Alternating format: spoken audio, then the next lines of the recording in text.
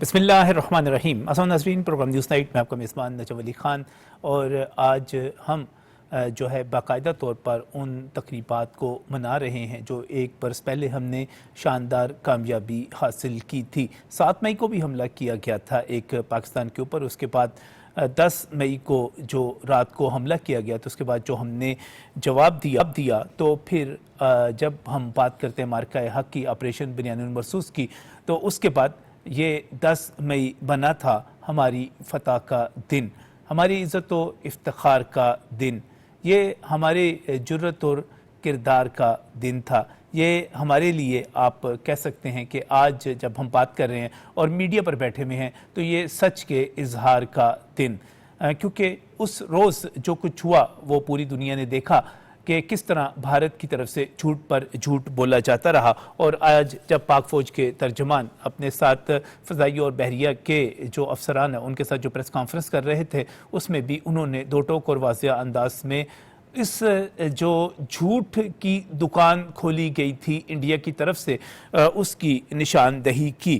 جس طرح کہ انہوں نے کہا کہ لاہور کی پورٹ پر قبضے کی بات کی گئی اور اس کے ساتھ ہی کراچی کے حوالے سے بات کی گئی۔ آج پاک فوج کے ترجمان نے بجا طور پر کہا کہ اب گندی زبان سے وہ کراچی کا نام لے اور پھر یہ دیکھیں کہ کراچی والے ان کے ساتھ کرتے کیا ہیں۔ یقینی طور پر ایک جھوٹ نہیں تھا بلکہ جھوٹ کے ساتھ دوسرا، تیسرا، چوتھا، ہر خبر ہی ان کی جھوٹ ہوا کرتی تھی۔ اور آج وفاقی وزیر اطلاعات عطا تارڑ نے جو پریس کانفرنس کی، اس پریس کانفرنس میں بھی انہوں نے اسی جو 2 عملی بھارت کی طرف سے تھی اس کی واضح طور پر نشاندہی کی کہ کس طرح پاکستان کے میڈیا نے، میں صرف اور صرف پاکستان ٹیلی ویژن کی بات نہیں کر رہا بلکہ اس کے ساتھ ساتھ ہمارے تمام پرائیویٹ چینلز بھی، اور اس کے ساتھ ساتھ سوشل میڈیا پر وہ تمام محب وطن پاکستانی جو کہ اپنی مسلح افواج کے ساتھ، اپنی حکومت کے ساتھ، اپنی دھرتی کے ساتھ محبت کرتے ہیں، انہوں نے جس طرح ڈٹ کر بھارت کے پروپیگنڈے کا مقابلہ کیا، سوائے چند بکوڑوں کے اور چند ایسے لوگوں کے جن کے ضمیر بکے ہوئے ہیں، جن کی آنکھیں بند ہو چکی ہوئی ہیں اور جو ایک کلٹ کے پجاری ہیں۔ اس کے علاوہ جتنے بھی لوگ تھے انہوں نے پاکستان کا جس طرح دفاع کیا، اس کے نتیجے میں بھارت کو پاکستان کے 8,000 کے قریب سوشل میڈیا اکاؤنٹس کو بند کرنا پڑا، اس پر پابندی لگوانا پڑی۔ یہ ایک پاکستان کی بڑی کامیابی تھی، لیکن اس کے باوجود پاکستان کی حکومت نے بہت ہی زبردست قسم کا کام کیا۔ وہ مختلف بھارتی مقامات کو جیو ٹیگ کیا جو حکمت عملی آج بیان ہوئی وہ بڑی زبردست قسم کی تھی۔ مسلح افواج کے ترانے جو تھے وہ انڈیا میں گونجے اور JF-17 تھنڈر کی ویڈیوز وہاں تک پہنچائی گئی، اور جب یہ سارے سوال بھارتی عوام تک پہنچے تو وہی سوال بھارت کے حکمرانوں کے سامنے رکھے جانے لگے۔ میں خاص طور پہ آج بات کرنے چاہ رہا ہوں پروگرام کے پہلے حصے میں پاکستان کے میڈیا کے حوالے سے اور بھارت کے میڈیا کے حوالے سے۔ مجھے فخر کے ساتھ کہنا ہے کہ پاکستان کے میڈیا پر جتنی اطلاعات آتی رہیں وہ ساری کی ساری سچ نکلیں، اور یہ اطلاعات کہاں سے آ رہی تھی؟ یقینی طور پر صحافی میدان جنگ میں موجود نہیں تھے، صحافی اپنے اپنے ٹی وی اسٹوڈیوز میں بیٹھے ہوئے تھے اور وہاں پر ان کے سامنے کیمرے تھے، ان کے پاس قلم تھے اور ان کے سامنے شائع ہونے والے اخبارات تھے، اور وہ ان میں خبریں جو دے رہے تھے، ان کے پاس جو انفارمیشن آ رہی تھی وہ ISPR سے آ رہی تھی یا وفاقی وزارت اطلاعات سے آ رہی تھی۔ اور ہمیں بڑے ہی فخر کے ساتھ آج جناب احمد شریف کو خراج تحسین پیش کرنا ہے اور ان کے ساتھ ہی جناب عطا تارڑ کو بھی خراج تحسین پیش کرنا ہے کہ انہوں نے ہمارا سر فخر سے بلند کر دیا۔ انہوں نے ہمیں جتنی انفارمیشن دی، انہوں نے ہمیں جس جگہ پر کارروائی کی اطلاع دی، اور ان کی ٹیم ہمارے ساتھ، صرف میں اپنی بات نہیں کر رہا بلکہ آپ اس میں سوشل میڈیا ایکٹیوسٹ جتنے تھے وہ جو ISPR سے وابستہ ہیں، ان سے رابطے میں ہیں، یا اس کے ساتھ ساتھ وہ تمام لوگ جو کہ رابطے میں وفاقی وزارت اطلاعات کے ساتھ اور ان کی ٹیم کے ساتھ وابستہ ہیں، اور ان کے ذریعے پھر آگے جو انفارمیشن چلتی ہے ساری کی ساری ایک ایک لفظ سچ نکلا۔ جبکہ اس کے مقابلے میں بھارت کی طرف سے، بھارت کے میڈیا میں جتنے بڑے بڑے آپ نام لے لیں ان کے چینلز کے، جتنے بڑے بڑے آپ نام لے لیں ان کے سوشل میڈیا جو ایکٹیوسٹ ہیں ان کے، وہ تمام کے تمام جھوٹ بکتے رہے۔ وہ کیا کہتے رہے؟ وہ یہ کہتے رہے کہ جناب اب لاہور پر جو ہے اس کی پورٹ پر قبضہ کر لیا گیا ہے۔ وہ دکھاتے رہے اور اس طرح گرافکس بنا کے دکھاتے رہے کہ کس طرح کراچی کو تباہ کیا گیا، خدا نخواستہ خدا نخواستہ، حالانکہ وہ تو کراچی کے قریب بھی پھٹک نہیں سکے تھے، اور لاہور تک پہنچنا تو ان کا خواب 1965 میں تھا، اور وہ خواب آج تک پورا نہیں ہو سکا۔ اور جب تک بات کرتے ہیں جہاں تک نور خان ایئر بیس کی، وہ تو اس کے فوراً بعد ایکٹیو تھا جب ان کی اطلاعات آ رہی تھی کہ تباہ کر دیا گیا، گرافکس اور ویڈیوز بنا کے دکھائی جا رہی تھیں، تو وہ اس وقت بھی ایکٹیو تھا۔ وہاں سے پاکستان کے عمائدین، وزیر اعظم پاکستان سمیت، ہمارے وزیر خارجہ سمیت تمام لوگ وہاں سے فلائی کر رہے تھے، اس کی ویڈیوز آ رہی تھیں، اور پھر بھارت شرمندہ ہو رہا تھا۔ یہ جنگ جو تھی یہ ایک بیانیے کی جنگ بھی تھی، یہ جنگ جو تھی یہ ایک طرح سے سچ اور جھوٹ کی جنگ بھی تھی، اور جہاں ہم فوج کی سطح پر جیتے، جس کا آج واضح طور پہ، برملا طور پہ، حقائق کے ساتھ، اعداد و شمار کے ساتھ تمام چیزیں واضح کر دی گئی۔ یہ بھی واضح کر دیا گیا کہ ہم نے کس طرح 8 طیارے گرائے، بتا دیا گیا۔ طارق غازی صاحب نے کہا کہ ہم نے 4 رافیل بھی گرائے، ایک SU-30 بھی گرایا، ہم نے ایک MiG-29 بھی گرایا، ہم نے ایک میراج 2000 بھی گرایا، اور ایک ان کا جو سسٹم تھا وہ بھی تباہ کیا۔ ہم تو 8-0 سے وہاں پر بھی فاتح رہے۔ تو سچ جو تھا وہ اس طرح پھیلا کہ امریکہ کے صدر بار بار اس سچ کو بیان کرتے رہے، اور کسی میں یہ ہمت نہیں تھی، کسی میں یہ جرت نہیں تھی کہ اس سچ کی تردید کر سکتا اور اس کے سامنے بات کر سکتا۔ یہ سچ کی جو ہم نے جیتا، ہم نے اس جنگ کو، یہ میڈیا کی جنگ تھی۔ اور اس وقت میرے ساتھ میڈیا سے ہی وابستہ بہت ہی سینئر 3 دوست موجود ہیں۔ میں بہت ہی مشکور ہوں ڈاکٹر حامد المشرقی کا، سینئر تجزیہ کار ہیں اور میڈیا کو بہتر طور پر سمجھتے ہیں، میڈیا ایکسپرٹ ہیں، ہمارے ساتھ موجود ہیں۔ اس کے ساتھ ہی درِ نایاب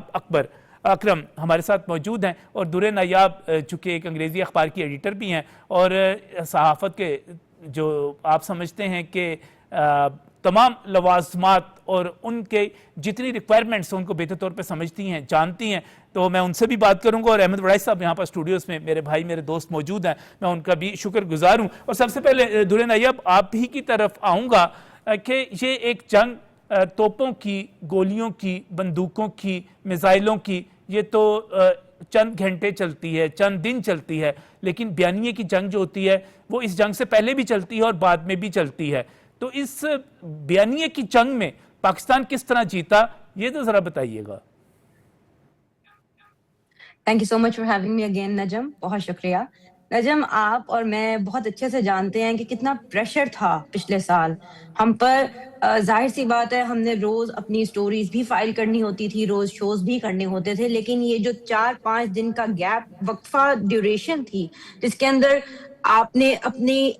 جرنلسٹک انٹیگریٹی کو بھی ملحوظ خاطر رکھتے ہوئے آپ نے ٹرو پکچر بھی دینی ہے، اور آپ نے کوشش یہ کرنی ہے کہ بطور پاکستانی، بطور محب وطن پاکستانی، آپ نے کیوس اور فرینزی کو بھی کوشش کرنی ہے کہ وہ آپ جنم نہ دے سکیں۔ میرا خیال ہے کہ مجھ پر بھی وہ اتنی ہی ذمہ داری تھی جتنی آپ پر تھی، اور ہمارے تمام صحافی برادران پہ یہ ذمہ داری تھی جو انہوں نے بہت اچھے سے نبھائی۔ شاید اس کی وجہ یہ ہے کہ وہ نبھانی آسان اس لیے تھی کیونکہ ہم حق پر تھے۔ مارکہ حق صرف ایک نام، ایک ٹائٹل نہیں ہے۔ مارکہ حق میں جو پاکستان کی کامیابی تھی وہ شاید تھی ہی اس لیے، شاید کیا میں کہوں گی یقیناً اس لیے تھی کیونکہ ہم حق بجانب تھے۔ پاکستان صرف اور صرف میدان جنگ میں ہی حق بجانب نہیں تھا، نیریٹو وارفیئر میں بھی حق بجانب تھا، کیونکہ ہمارے صحافیوں نے، ہماری صحافی برادری نے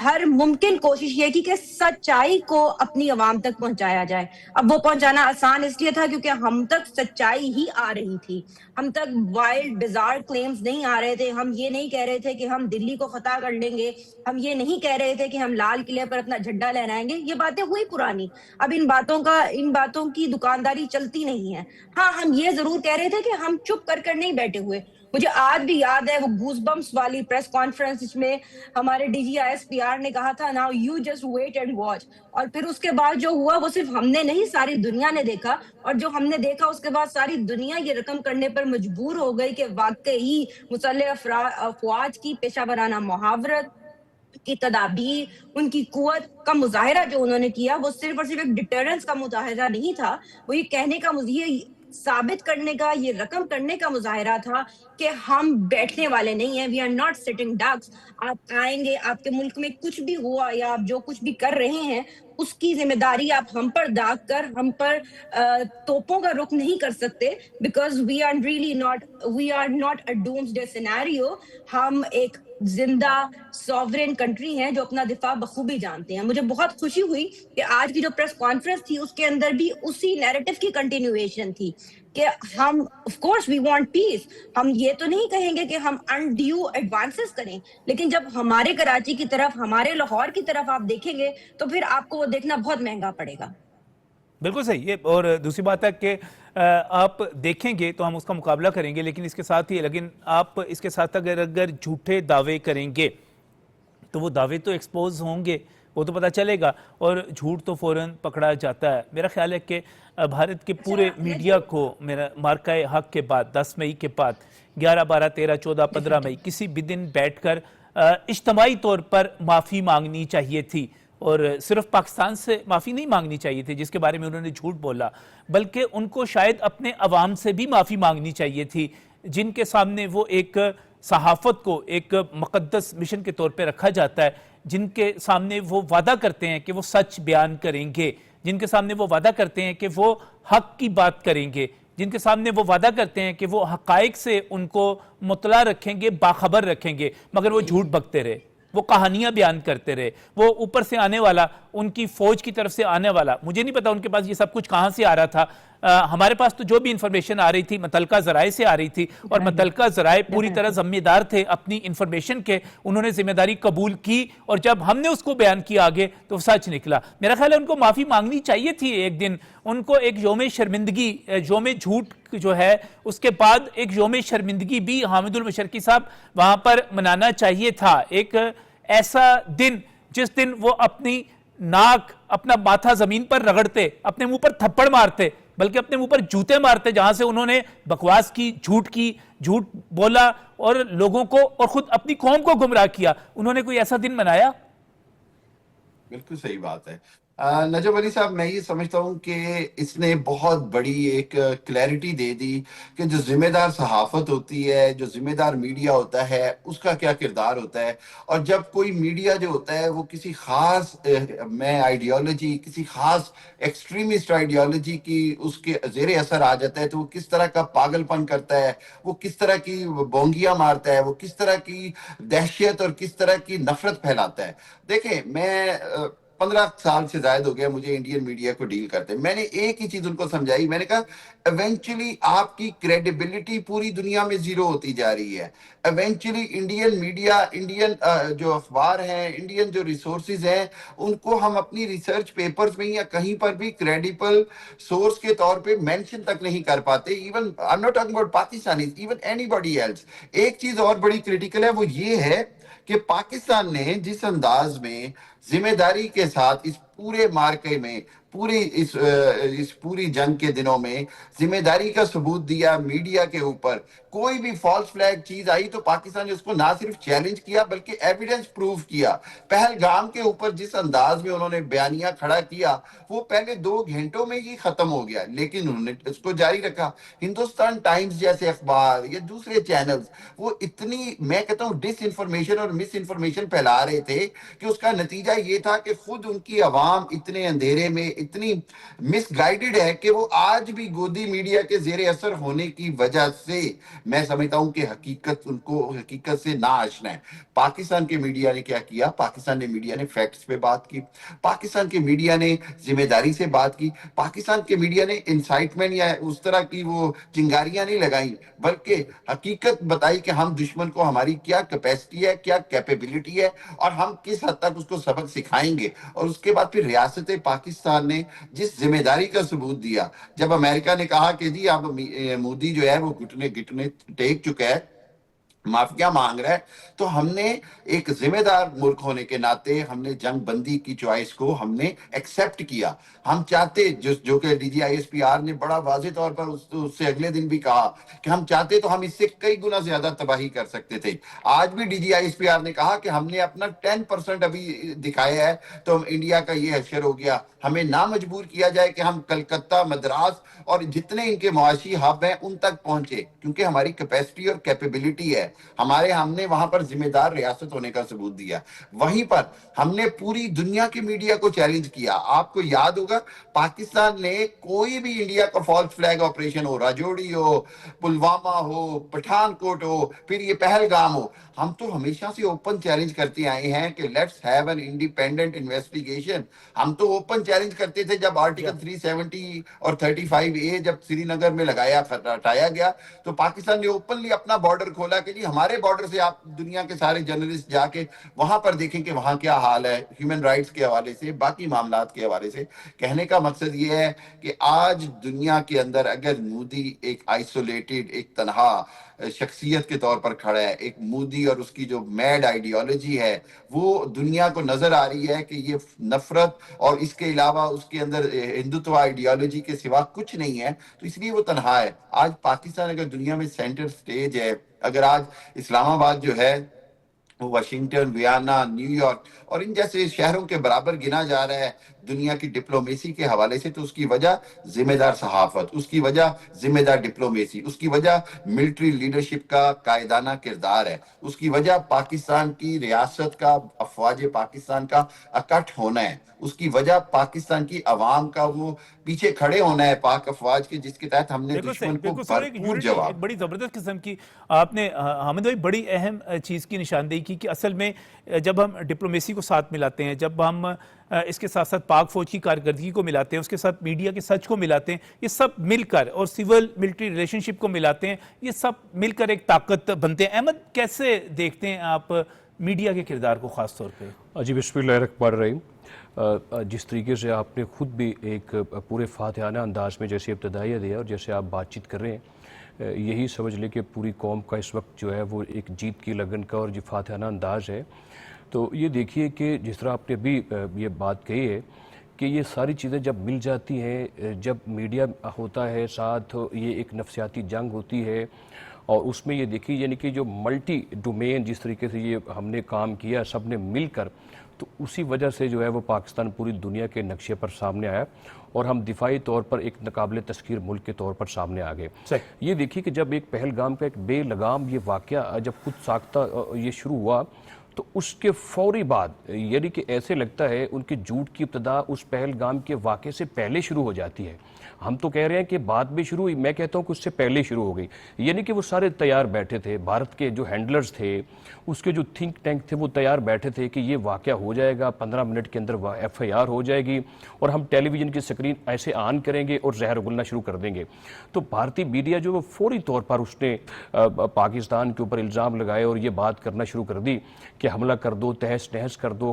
بڑی احمد بڑا اہم نقطہ آپ بیان کر رہے ہیں. ابھی DGISPR نے جو بات کی، یعنی کہ بھارت کے میڈیا نے اس کا انتظار ہی نہیں کیا کہ کوئی تحقیق ہو، کوئی تفتیش ہو، کوئی حقائق سامنے آئیں. واقعہ ہوا اور وہ جیسے تیار بیٹھے پہلے سے. اور یہ دیکھیے کہ دنیا آج نے لان تن کیوں کر رہی ہے، دنیا کیوں کہہ رہی ہے کہ آپ ایکسپوز ہو گئے ہیں، آپ اپنی جو داخلی آپ کی سیاست ہے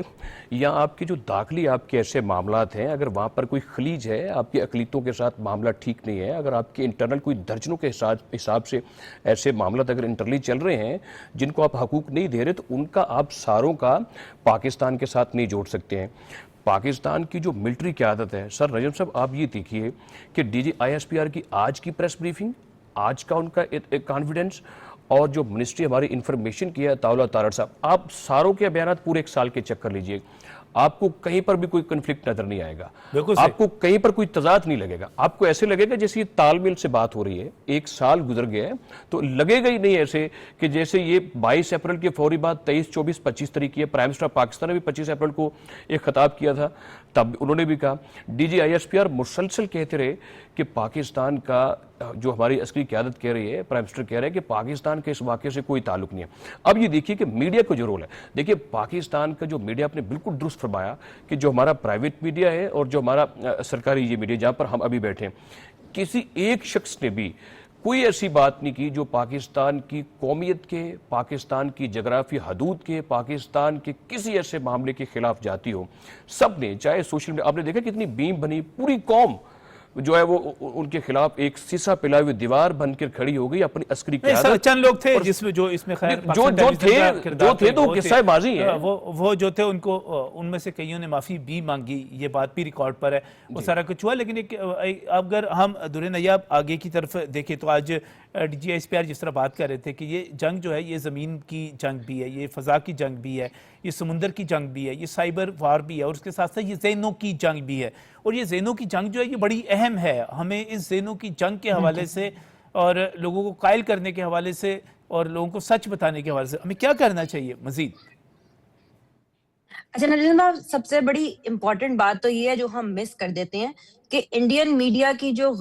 غلطیاں تو نہیں میں کہوں گی، نہ کوتاہیاں کہوں گی، گناہ کہوں گی، کہ جو گناہ کبیرہ تھے وہ صرف اور صرف ہم نے یا انٹرنیشنل میڈیا نے پوائنٹ آؤٹ نہیں کیے، وہ ان کے اپنے گھر کے اندر بیٹھی ہوئی سین وائسز نے بھی پوائنٹ آؤٹ کیے تھے، جس کے اندر پروین سہنی ایک سر فہرست ہیں، جنہوں نے بار بار کہا کہ کہاں کیے ہیں بھائی، کتنے جہاز گرائے ہیں ہمیں تو نظر نہیں آ رہے، تم نے جہاز گرائے ہیں ان کی ایویڈنس دو. دا وائر نے، جو انڈین میڈیا کا ایک بہت بڑا پلیٹ فارم ہے جس کو بعد میں بہت سختیاں بھی برداشت کرنی پڑی، بڑی صعوبتیں بھگتنی پڑی اس وجہ سے کہ they dared say کہ جو آپ ٹیلی ویژن سکرینز پر کہہ رہے ہیں ویسا نہیں ہوا. دا وائر نے اپنے ایک پیس میں کہا کہ لاہور کو کوئی نقصان نہیں پہنچا، کراچی کے کسی میپ کے اندر ہمیں نظر نہیں آ رہا کہ کراچی تک انڈین نیوی پہنچ چکی ہے. اور اس کے بعد دا وائر کی ویب سائٹ بھی انہوں نے بند کر دی، اور میرا خیال ہے ان کے اوپر کوئی لا سوٹس بھی ہوئے تھے. تو یہ چیزیں تو انڈیا کی ہمیں انہیں پوائنٹ آؤٹ کرنے کی ضرورت بطور پاکستانی تو تھی، لیکن بطور Indians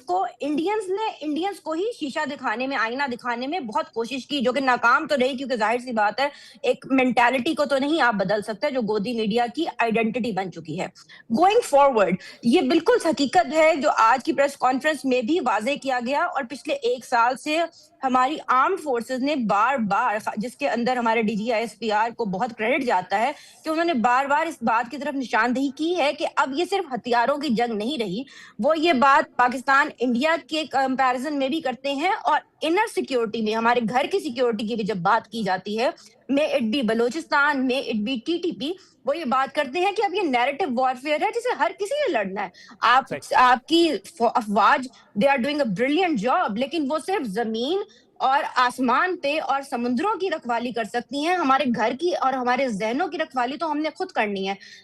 This is where the media comes in. This is where the responsibility of media is emphasized. It cannot be emphasized enough. کہ ہم نے کوشش کرنی ہے کہ ہم اپنی دکان چلانے کے لیے جھوٹ کا سہارا نہ لیں، مبالغہ آرائی نہ کریں. یہ پاکستان انڈیا کی اس 4 دن کی وار کے اندر تو میرے آپ جیسے لوگوں نے کی تھی کوشش، لیکن یو آر سو رائٹ کہ اس ٹائم پر بھی کچھ کیا بہت سارے بلاگرز تھے جنہوں نے صرف اپنے یوٹیوب ڈالرز کمانے کے لیے ایسی باتیں کی، اور انڈین نیوز چینلز پر جا کر ایسی باتیں کی، جنہوں نے کہا کہ آپ یہاں پہ کیوں نہیں اٹیک کرتے. میں نام نہیں لوں گی، آئی وونٹ میرا خیال ہے ان کو نام لینا بھی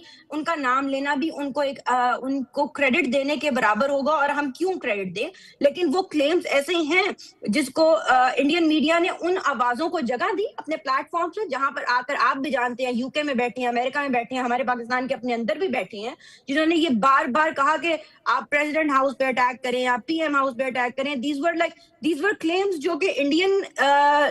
جرنلسٹ، انڈین سٹیزنز کرتے تو سمجھ آتی. ہمارے پاکستانی بھائیوں نے ہی ایسی باتیں کی تو وہ سمجھ نہیں آتی تھی. گوئنگ فارورڈ شاید یہ جو بلیک شیپ ہیں ان کو خیر ہمارا جسٹس سسٹم آئیڈینٹیفائی تو کر رہا ہے، لیکن ان کے ساتھ ساتھ ان کے خلاف بھی ایکشن ہونا ضروری ہے. ان کا یہ جو سورس آف انکم ہے، سورس آف ریونیو ہے، جب تک ہم اس کو ٹیپ نہیں کریں گے، اس کو کٹ نہیں کریں گے، تب تک یہ تو اپنی زہر اگلنے کے مشن کے اوپر جاری و ساری ہی رہیں گے. بالکل صحیح. یہ ایک قومی آواز بنتی چلی جا رہی ہے کہ جو لوگ خاص طور پہ ہمیں اپنی جغرافیائی سرحدوں کی حفاظت کرنی ہے، لیکن اس کے ساتھ ساتھ ہمیں اپنی نظریاتی سرحدوں کی حفاظت بھی کرنی ہے، اپنے گھروں کی، اپنے ذہنوں کی، اپنی سوچ کی، اپنے آنے والی نسل کی. بڑی اہم بات کی آپ نے در نیاب اکرم، اور میں شکر گزار ہوں آپ نے ہمیں جوائن کیا پروگرام میں. ناظرین اس وقت میں ایک بریک پر بریک سے مختصر سی بریک ہے، اس کے بعد واپس آتے ہیں.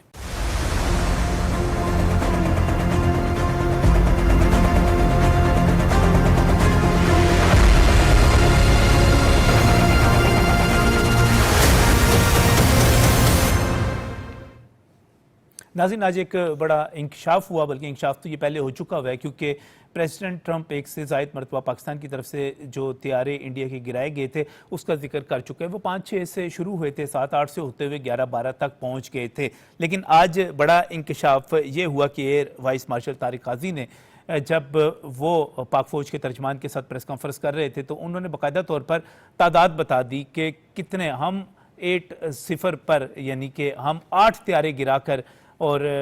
कामयाबी हासिल करके आगे बढ़ रहे हैं। ये सारी जो ख़ासतौर पे गेम थी और कितने तैयारे हमने गिराए थे, ये पूरे इंटरनेशनल मीडिया में इस पर डिस्कस होता रहा। आज जो तफसील सामने आई, 4 राफेल, SQ-30, MiG-29, मिराज 2000, एक इंतहाई महंगा कसीरुल जहती खुदकार एरियल सिस्टम, वो तमाम चीज़ें मैंने यहाँ पर तकलीफ़ दी, जहमत दी खालिद चिश्ती साहब को, एयर कमांडर रिटायर्ड।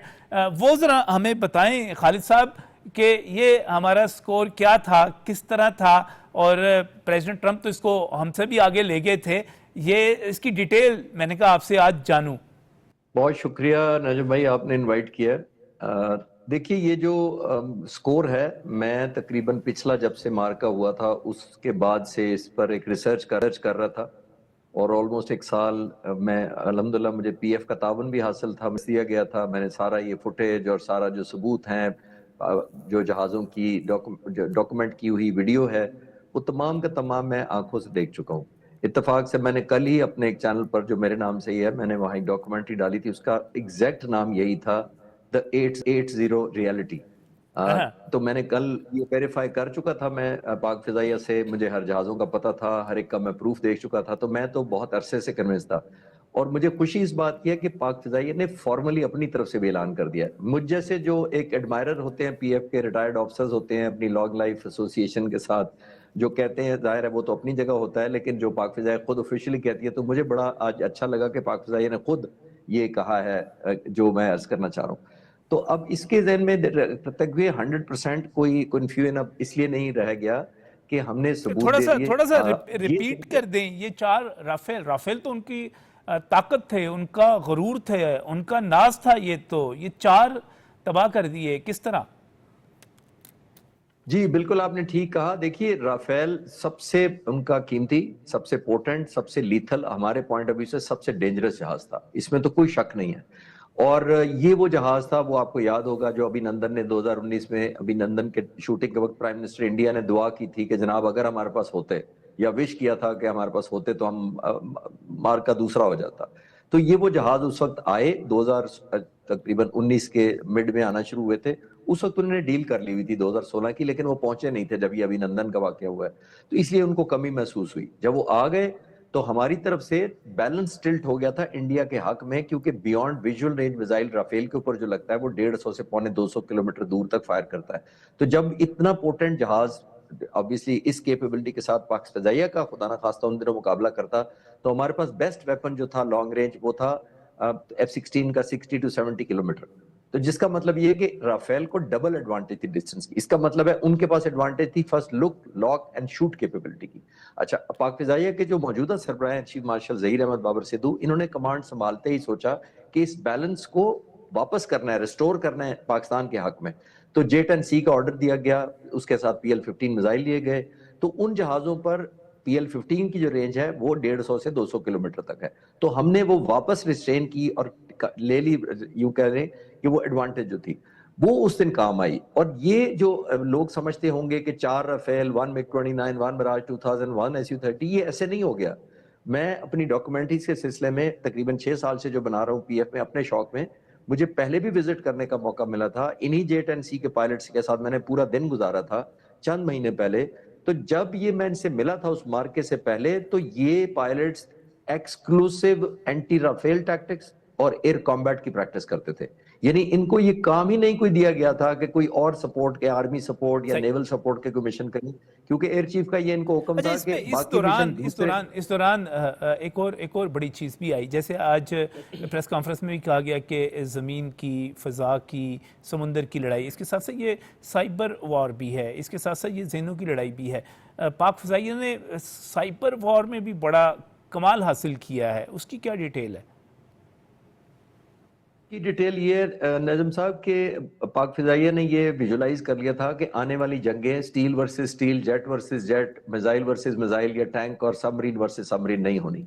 आने वाली जंगें वो जीतेगा या उसके डोमेन की तरफ चली जाएंगी जो पहले दुश्मन की नीयत को भांप लेगा, उसके बारे में इंफॉर्मेशन कर लेगा, उसकी तैयारी कर लेगा, और सबसे बढ़कर जब जंग शुरू हो तो उसकी जो सिचुएशनल अवेयरनेस है, डिसीजन मेकिंग है, विल टू फाइट है, उसको हिट कर देगा कामयाबी से। तो पाक फिजाइया ने साइबर कमांड जब एस्टेब्लिश की, मौजूदा सरबराह ने की थी, पिछले 4 साल के अंदर वो ट्रांसफॉर्म कर चुकी है इन वॉर एडिंग, एक बहुत बड़ा एक टूल बन चुका है हमारे पास। ये नहीं कि डायनेमिक्स बदल देगी। मैं आपको ज्यादा स्पेसिफिक बता देता हूं कि